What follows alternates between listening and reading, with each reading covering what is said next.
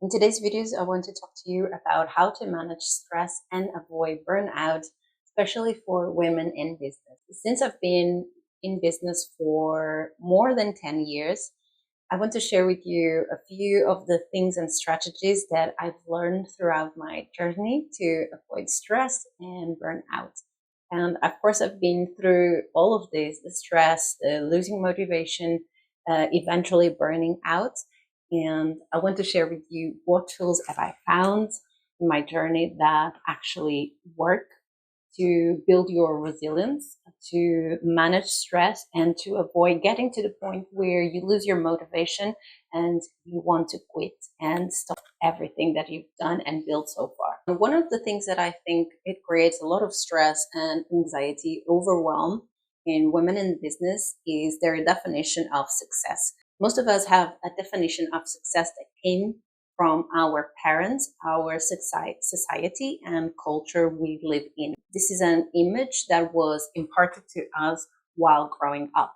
And when we start our business, we bring this idea, these cultural beliefs of what is success. But what if success is not defined by numbers?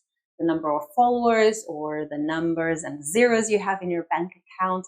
And what if it's defined by fulfillment, by love, by joy, by compassion, by community, by your work and your mission?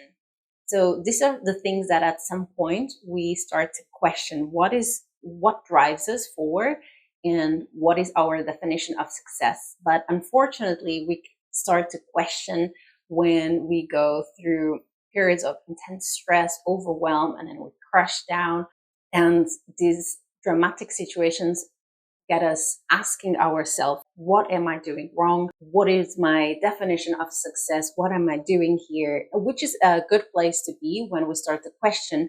But if we start to question ourselves in the beginning of our journey, we might avoid all of this stress and worries. Although I came to realize that also our lessons and what we call our mistakes and failures are actually very valuable. So these are our lessons that we are here to learn. And this is what I believe by going through so many of them. So the first thing that I would do is to ask myself, what is the definition of success? What is your definition of success? And what societal norms do you need to let go of, that you have outgrown and are ready to let go? Because if you are still holding on to some societal norms, beliefs that were passed on to you, but you know deep down that you can't relate to them anymore and it's time to let go, but you keep holding on to them, you know that at some point something is going to break.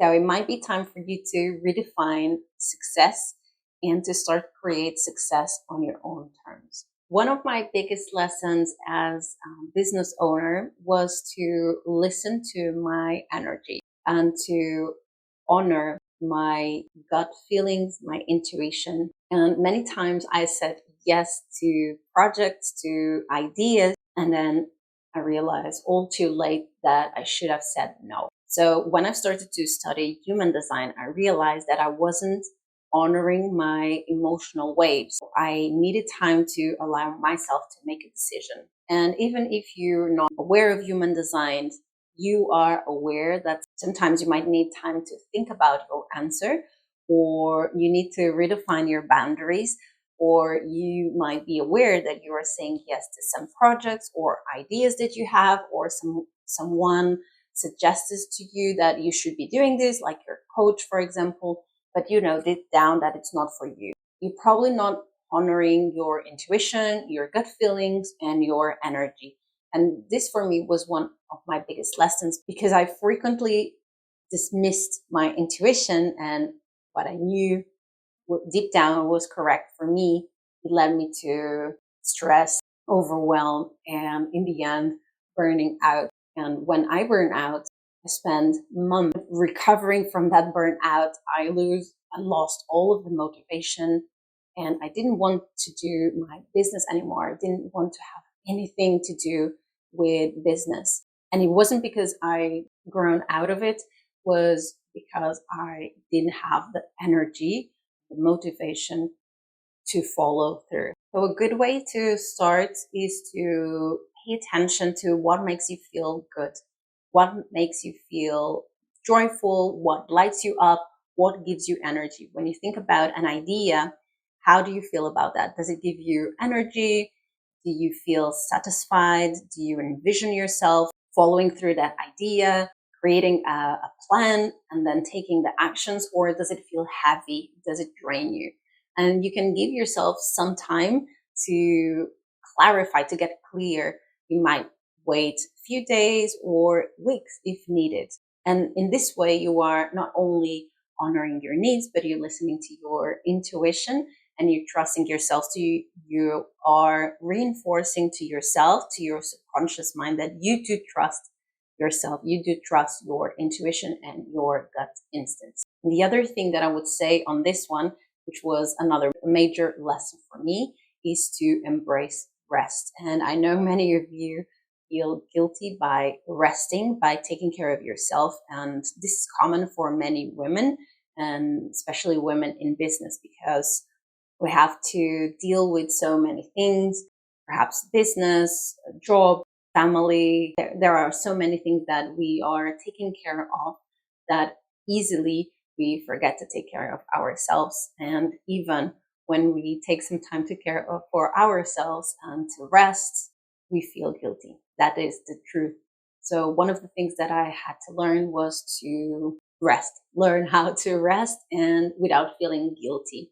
And I realized also that this was a behavior that I brought from my family, something that I learned at home, which was go, go, go, push through. And the self-care was the last on the list.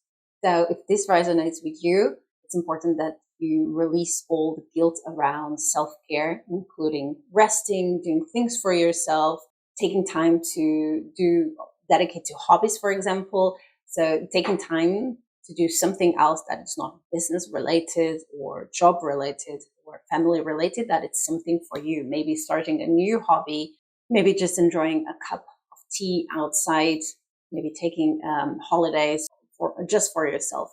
But it's important that you release those habits and those beliefs around self-care, around feeling guilty or feeling that you're doing something that you shouldn't be doing, that you need to work hard and sacrifice yourself. And this takes me to the next point, which is beliefs around sacrifice, that I need to sacrifice myself in order to be successful. I need to push through. I need to work hard. I need to sacrifice myself in order to have success.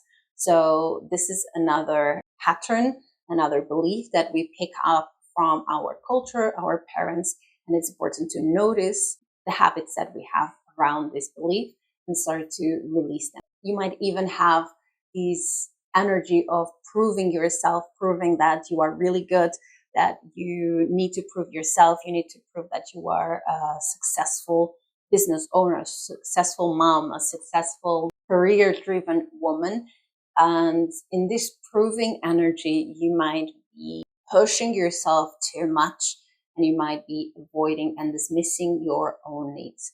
So this is another pattern to recognize and that I've seen in many women in business or in corporate, to the need to prove themselves. So if you are resonating with this, pause for a moment and see where at the moment you are focusing this energy and ask yourself the question, why do I feel the need to prove myself? Where did I pick this up from? And all starts with inquiry, self-inquiry, compassionate self-inquiry. So you start to understand, where is this coming from? Is this from myself or did I pick it up somewhere else? All right, so the next three are very important and I want you to pay attention to them.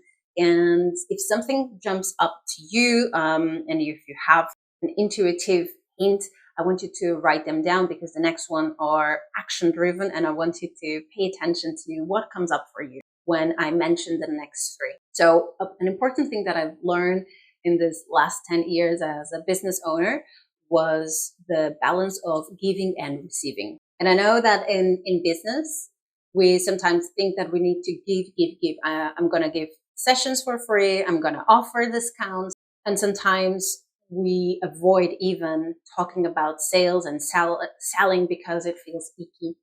But if there isn't that balance of giving and receiving, it's going to impact you as well. So everything in the universe is a balance of giving and receiving.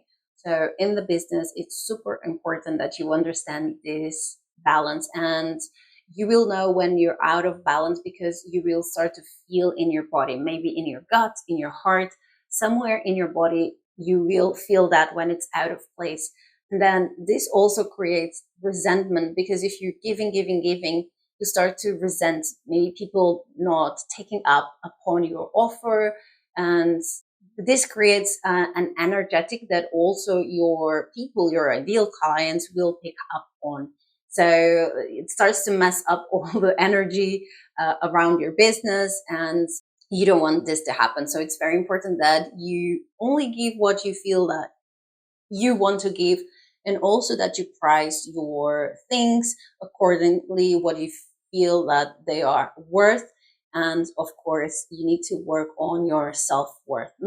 And I'm not saying that you should put your prices up and offer super expensive things. It's not about that. It's about offering something that feels good to yourself, and you know that deep down that people are going to value what you're offering and it feels good for you. It's not necessarily expensive products and services. Okay, so when I'm saying this, see what comes up for you, and maybe some intuitive hit comes up in regards to maybe a product or service, maybe about how you feel about yourself in business, or maybe an area of your life where you're giving too much and maybe not allowing yourself to receive. For example, maybe not allowing yourself to receive help, or maybe you don't even ask for that help because you think that you should do it all by yourself. And this is so common in so many women, in their career, in life, in with family, thinking that they should do all by themselves. But you do not have to do everything by yourself, because we are human and we thrive on living in community and helping each other. And then the other thing in these action-driven aspects that are going to impact the whole business, and it's going to help you manage stress, avoid excessive stress and overwhelm and burnout, is to regulate your nervous system on a daily basis. So regulating your nervous system is done through habits that you can implement daily, such as mindful movements, exercise, breathing, and meditation. And you can find on my channel lots of yoga, energy healing, meditation, and breath work videos that you can follow along. And it's important that you start to regulate your nervous system so you can also build resistance when something comes up for you. You have to deal with issues that we always have to deal with, issues with doubts, and we need to be able to have the resistance, the emotional resistance and resilience to deal with it. So it's important that you are releasing stress, releasing tension in your body, and cultivating this strength in your body, in your physical body, in your mind, and emotionally. And you can do this through different practices. So I advise you to choose the practice that you love. If it's yoga, start doing yoga or do more, or maybe Pilates, or going out for a walk, or maybe you are in a place that you know that you need some counseling or therapy. So I do advise you to go for that if you feel that's what you need, or maybe you need to work with a coach or energy healer. And in my journey as a business owner, yes, I did have times where I felt I needed to do everything by myself, until I started to work with first coach. And that made a huge difference, because finally I realized that it was so important to work with someone instead of trying to do all by myself. So when you hear me talking about all these habits that you can implement on your daily basis to regulate your nervous system, what comes up for you? What things are you doing so far? Or what things do you feel drawn to? What are the habits that you have been thinking about, or maybe heard about, that you want to try, that you think might help you in your daily life. Okay, and we come up to the final one, which is letting go of what needs to be let go of.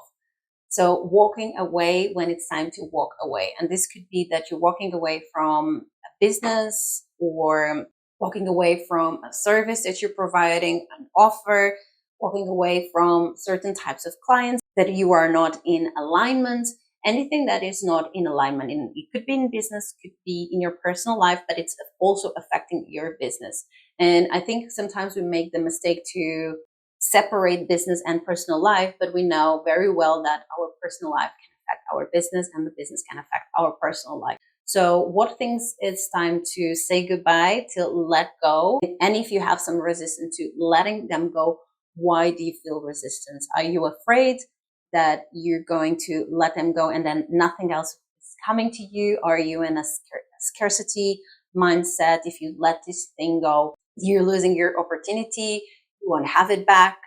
There isn't anything better out there. So if there is some resistance, what is the resistance? And why are you delaying the let go of something that you know it needs to be let go of? So I hope this video was helpful for you. I would love to know in the comments below what were the things that were really important for you to hear today, and what are your next aligned steps. So let me know in the comments below. And if this video was valuable for you, give it a thumbs up, share with a friend, and do subscribe to the channel so you receive notifications for the next videos. Bye for now.